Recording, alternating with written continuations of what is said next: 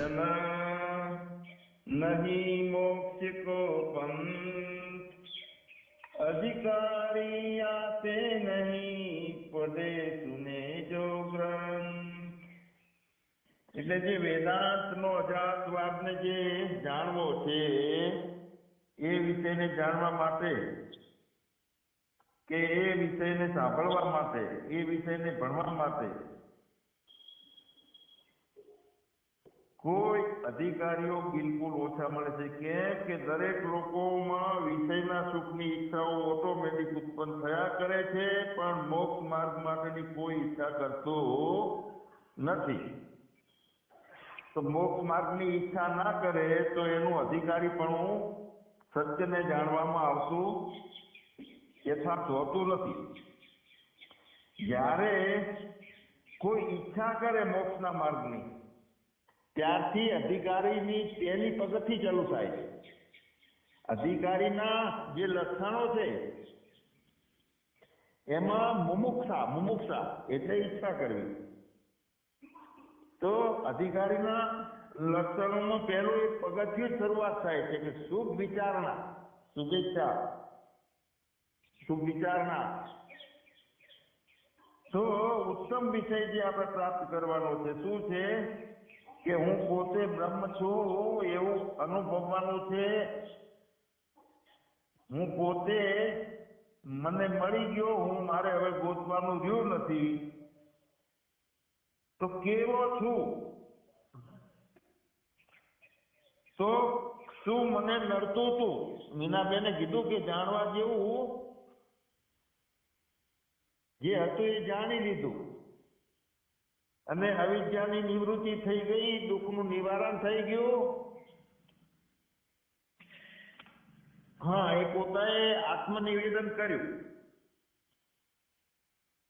તો કોણ નડતું હતું આપણને? થોડી ઘણી જે કઈ માન્યતાઓ નડતી હતી. એક માન્યતા એવી છે કે આપણને ખબર જ પડતી નથી, સૂક્ષ્મમાં પહેરી ગયેલી છે કે પોતાને મરણના ભયથી શરીરનું રક્ષણ કરવાનું, લોક નિંદાના ભયથી લોકોની વાહવાહીમાં રહેવાનું, પોતાના સંબંધીઓના સંબંધો તૂટી ના જાય એના ભયથી સંબંધોની અંદર સાંકળની જેમ રહેવાનું. તો ભય જે આવે છે અને ભય માટેનું જે રક્ષણ કરવા માટે જે જે યુક્તિઓ આપણે દાખલ કરીએ છીએ, મારી ઇજ્જત ઓછી થઈ ગઈ છે, મા બાપની સેવા નથી કરી તો હવે મા બાપ નથી તો ફોટા લઈને પૂજા કરાવું. તો અંદર શું થયું? ભય.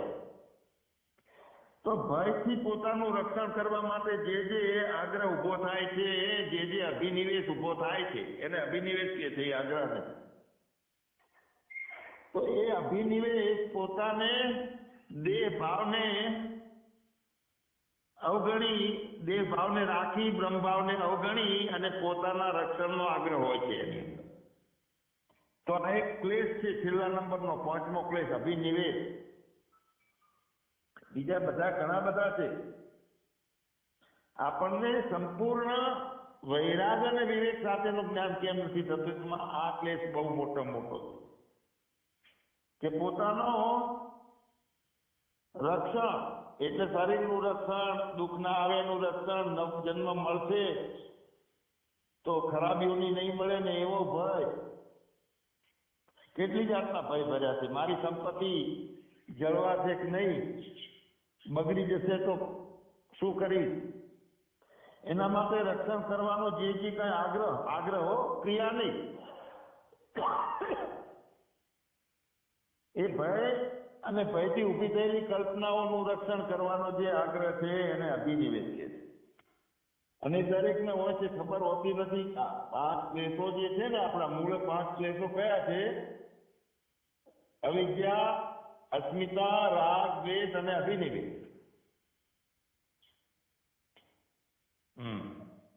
એટલે 5 વિષયોનું આપણને અભ્યાસ હોવો જોઈએ, 5 ક્લેશનો. કેમ કે ભગવાન જે એવી વસ્તુ છે. હમણાં ભગવતી બેને કીધું કે બધે એક રૂપતા જણાય છે, પરમાત્માનું રૂપ. તો એ ભગવાન જેવી જે વિષય સમજણ છે એ બુદ્ધિના સમજણથી બહારનો વિષય છે. હંમેશા ભગવાન પૂર્ણ છે તો હું પૂર્ણ છું એવો અનુભવ પોતાનો થવો, તો હું પૂર્ણ છું તો મારી અંદર પૂર્ણતાનું દર્શન દે અને એની અંદર જોઉં કે મારામાંથી વળી કઈ રીતનું જગત નીકળ્યું અંદરથી. પૂર્ણ ભગવાન એમાંથી આ જગત નીકળ્યું કેવી રીતનું, આ બધી ભવાટવી ચાલુ કેવી રીતની થઈ ગઈ, જગત સાથેના સંબંધો કેવી રીતના થઈ ગયા, અને ભગવાનમાંથી જગત નીકળ્યું તો એને કોણે જોયું અને કીધું કે ભાઈ આ ભગવાનમાંથી નીકળ્યું, જુઓ જુઓ જુઓ આ જગત છે. મતલબ કે જે બનાવો બન્યો ભગવાનમાંથી જગત નીકળ્યું હોય, પૂર્ણમાંથી નીકળ્યું હોય, કોઈએ જોયું ના હોય, અને તેવી ઘટના કોઈ ઘટી છે એવી જણાતી નથી, બની નથી ઘટના, એવું પણ કોઈ કહી શકતા નથી, કારણ કે જગત છે. તો ભગવાન આપણી સમજણની બહારનું તત્વ છે, આપણી બુદ્ધિની બહારનો વિષય છે. એ વાત આપણે સમજવાની છે, મુખ્ય વાત. એમાં આ ક્લેશો છે એ નડે છે આપણને. ભગવાન અનેક રૂપે થયો તો જીવ કેવી રીતે જુદો પડી ગયો એમાંથી, અને ભગવાનના સંબંધ માટે કેમ તરફડે છે, હવે જુદો પડી ગયો છે તો લાવો મારે પરમાત્માને મળવું છે, પરમાત્માને મળવું છે, વાક્ય મારે છે જીવ. તો કેટલી જાતના હજારો પ્રશ્નો ઉભા થશે, એનો જવાબ પોતાને પોતાના મૌનથી, પોતાની પૂર્ણ દશાથી મળી જાય છે. એટલે બુદ્ધિથી મળતો નથી પરમાત્મા, બુદ્ધિ બહારનું, સામાન્ય બુદ્ધિથી બહારનું તત્વ છે આ. અને સામાન્ય બુદ્ધિની અંદર થાય છે શું? મોટા ભાગે અજ્ઞાન. પહેલા નંબરનો ક્લેશ છે ને અવિદ્યા. અવિદ્યાનો મતલબ શું થયો કે વિચાર કરવાથી જેનું કોઈ અસ્તિત્વ રહેતું નથી એને અવિદ્યા કહે. અવિદ્યા શું છે? તો જ્યારે આત્મવિચાર કરીએ તો જેનું અસ્તિત્વ રહેતું નથી અને ભ્રાંતિમાં અસ્તિત્વ લાગતું હતું એનું નામ અવિદ્યા છે. મૂળાવિદ્યા, સ્થૂલાવિદ્યા. એટલે મૂળાવિદ્યા એટલે હું મને જડી ગયો, દેહ વગેરેમાં પોતાની આત્મા બુદ્ધિ થઈ જવી.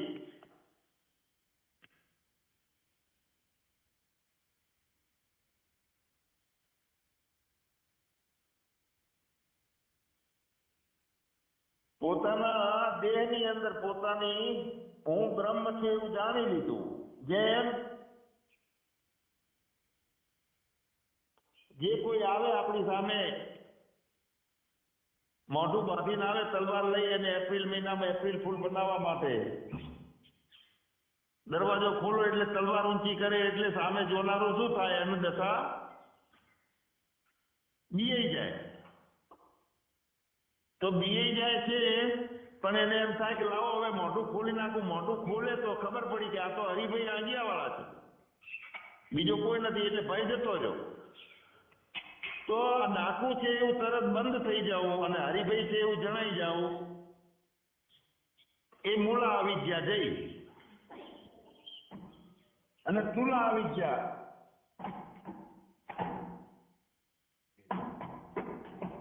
એટલે જે શુદ્ધ પોતાનું આત્મ સ્વરૂપ છે એને ઢાંકે છે એ મૂળ અવિદ્યા. અને પોતાના શરીરને ઢાંકે છે એટલે ઉપાધિ વાળા ચેતનને ઢાંકી દે છે, એ સ્થૂલા વિદ્યા છે. એટલે સંસ્કારો રહી જાય આની અંદર, આપણા રીછોટા રહી જાય. તો અહીંયા વાત એ છે કે ભગવાન થી જીવ નોખો કઈ રીતે પડી ગયો અને જીવ ભગવાનને મેળવવા માટે તરફડીએ મારે છે. ભગવાન સાથે સંબંધ બાંધવો છે અને એવું માની લીધું છે કે મારે ભગવાનને સંબંધ નથી. જો ભગવાનનો સંબંધ ના હોય તો આંખ જોઈ ના શકે. ભગવાનનો સંબંધ ના હોય તો કાન સાંભળી ના શકે, ભગવાનનો સંબંધ ના હોય તો વિચાર યાત્રા થાય જ નહીં.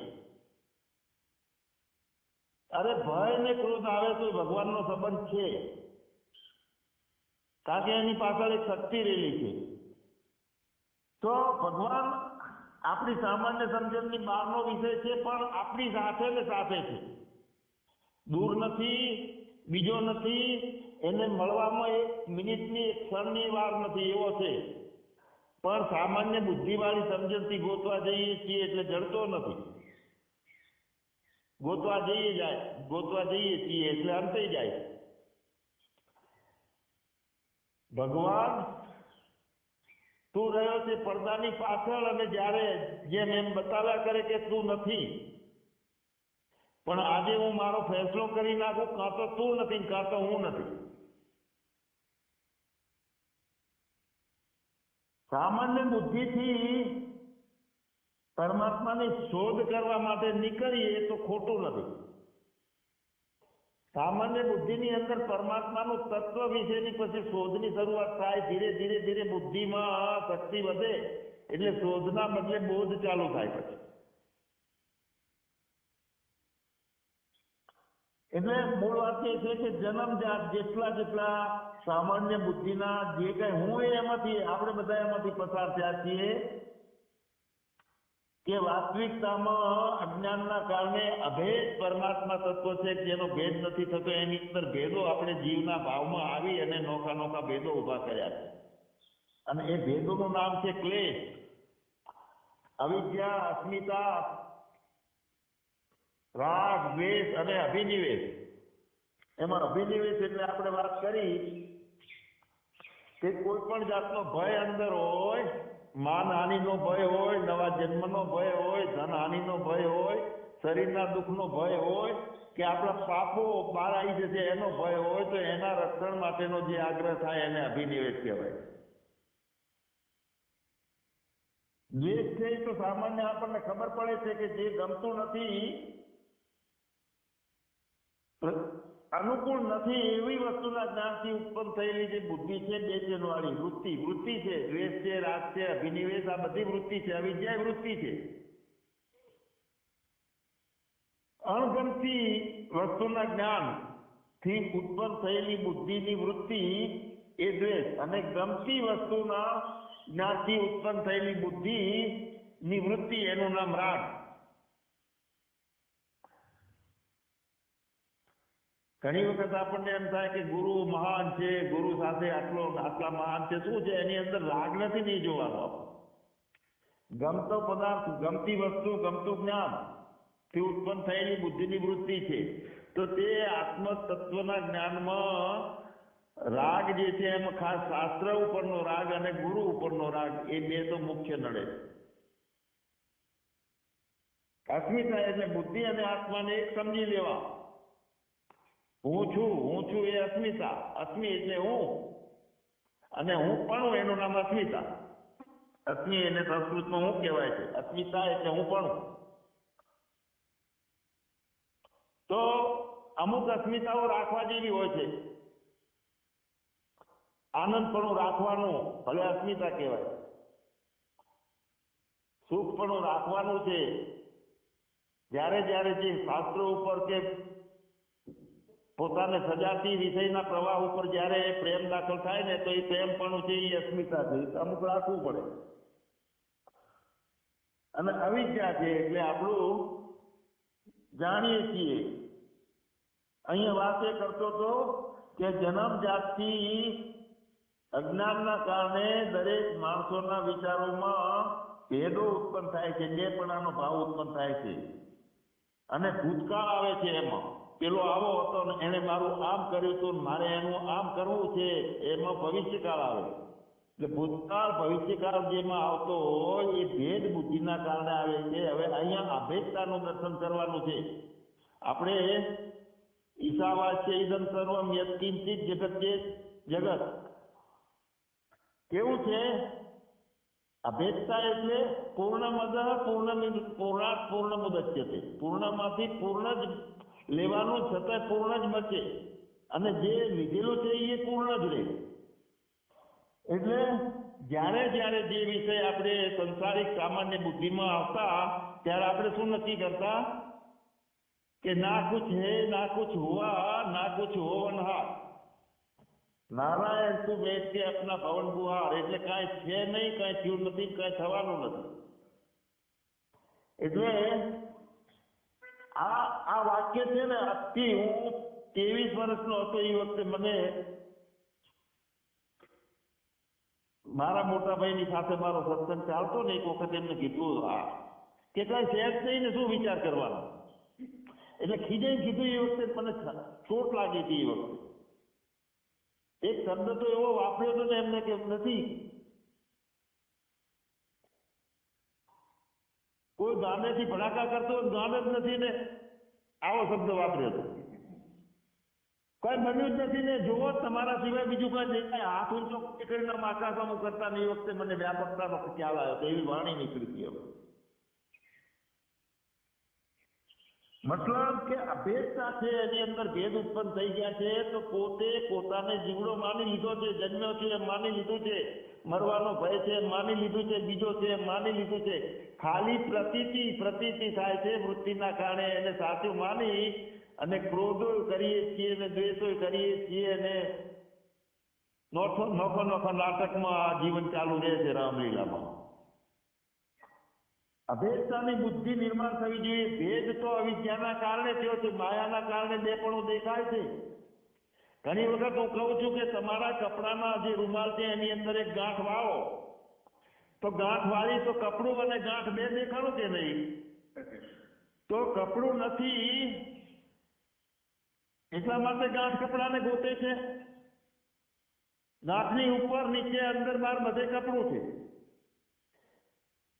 ગાંઠ કપડાને ભૂલી ગયું છે એટલે મૂછ મળીને કહે છે કે હું છું, મારા જેવું કોઈ નથી, આ જન્મી છું, 45 વર્ષની થઈ ગયું, બધા કરતા મહાન છું. આ ફાંકો ગાંઠને આવે, કપડાને નહીં.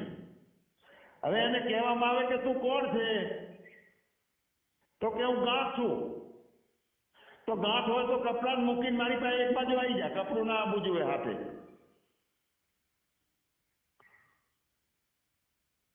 જો ભેદતા છે એ અંતઃકરણથી ઉભો થયેલો છે, અને પોતાનું સ્વરૂપ જે છે આત્મ સ્વરૂપ, એમાં અંતઃકરણ છે જ નહીં. આપણે આપણું પોતાનું સ્વરૂપ ઓળખવાની જરૂર છે. જે ભેદ ઉત્પન્ન કરતા વિચારો છે એ સાધારણ અજ્ઞાન વાળા વિચારો ભેદ ઉત્પન્ન કરે છે, અને એ વિચારને મારવા પડશે. એ વિચારોને મારવો હોય તો વિચારો કરનારો જે અહમ નોખો માયાથી ઉભો થઈ ગયેલો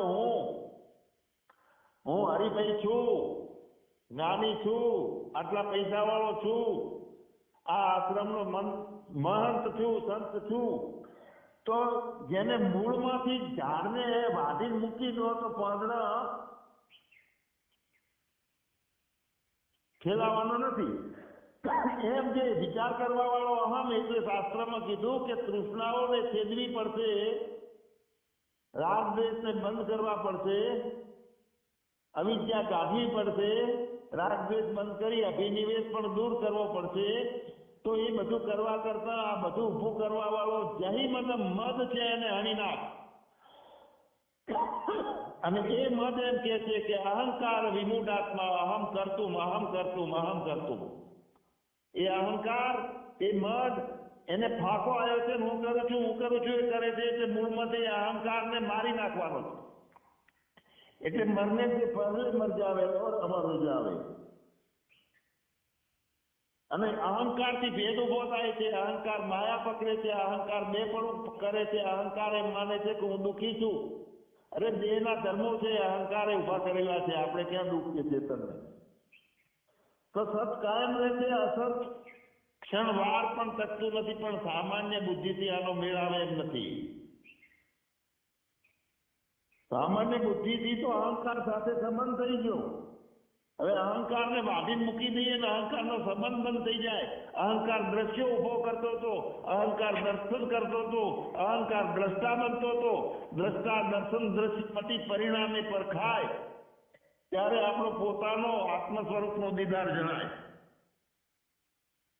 સંબંધો કરનારો મૂળમાંથી હણી નાખ્યો.